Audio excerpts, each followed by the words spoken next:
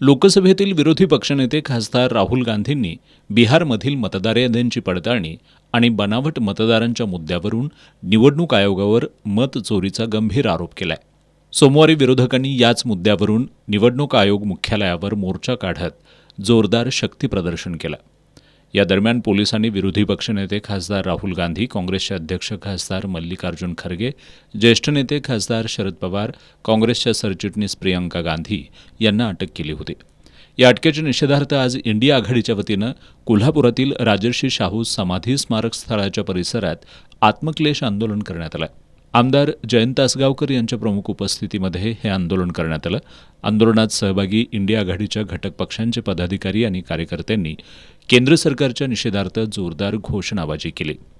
यावेळी बोलताना आमदार जयंत तासगावकर यांनी निवडणुकीतील घोटाळ्यांसंदर्भात खासदार राहुल गांधींनी पुरावे सादर केल्यानंतर निवडणूक आयोगानं त्याला उत्तर दिलं नसल्यानं मतचोरीचा संशय वाढला असल्याचं सांगितलं.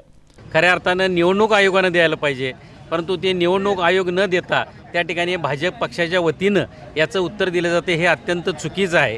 त्यामुळे हे जे आंदोलन आहे हे आंदोलन थांबणार नाही, हे आंदोलन वाढतच जाणार आहे. नाही, याच्यामध्ये साहेब जे कर्नाटकमधले पुरावे दिलेत, या पुराव्याबाबत त्या ठिकाणी निवडणूक आयोगानं खुलासा केला पाहिजे की हे योग्य आहे का चुकीचं आहे. शिवसेना उद्धव बाळासाहेब ठाकरे पक्षाचे उपनेते संजय पवार यांनी भाजप सत्तेच्या माध्यमातून लोकशाही संपवू पाहत आहे असा आरोप केला.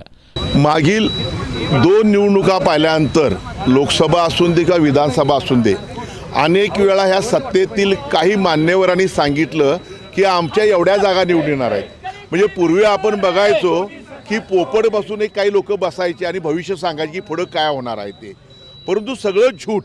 आज एक लक्षात आलेलं आहे ह्या देशाच्या आणि जगभराच्या की पुराव्यासहित इंडिया आघाडीचे नेतृत्व करणारे सन्मान्य राहुल गांधी साहेबांनी पुराव्यासहित सांगितलेलं आहे की एक व्यक्ती 35, 40 ठिकाणी मतदान करतो, असे लाखो कोटी मतदार बोगस तयार करून ही सत्ता स्थापन केलेली आहे. म्हणजे लोकशाही संपवायची, लोकशाहीचा आता शेवटाची घंटा वाजलेली आहे, ती घंटा वाजू नये म्हणून इंडिया आघाडीच्या वतीने आपल्याला इथं शाहू जन्मस्थळी इथं तीव्र निदर्शने करतले आहे. जिल्हा प्रमुख रविकिरण इंगवले यांनी ईव्हीएम आणि मतदार याद्यांमधील घोटाळ्यांच्या माध्यमातून भाजपनं निवडणुका जिंकल्या असल्याचा आरोप केला. आजच्या आंदोलनाचं स्वरूप हे भारत देशापासून सुरू झालं. राहुल गांधी यांच्या माध्यमातून सुरू झालेले आंदोलन मला वाटते गेल्या कित्येक दिवसापासून मी व्यक्त करत होतो. ईव्हीएम आणि मतदार याद्यातील घोटाळा याचं स्पष्टीकरण निवडणूक आयोगाला भाजप सरकार करू देत नाही आणि जर करत असेल तर त्यावर पुन्हा गंडांतर ठेवतं. मला वाटतं माझ्या अंदाजे महाराष्ट्र राज्यामध्ये ते भारत देशामध्ये सर्वच जनतेला समजलेलं आहे की ईव्हीएम घोटाळा आहेच, पण सिद्ध करावयास गेल्यानंतर सिद्धता प्राप्त होत नसल्याने त्यांचा एक जोर वाढलेला आहे BJPचा. हा जोर मोडून काढण्याचं काम आज इंडिया आघाडीच्या माध्यमातून कोल्हापूर शहरातून सुरू झाला.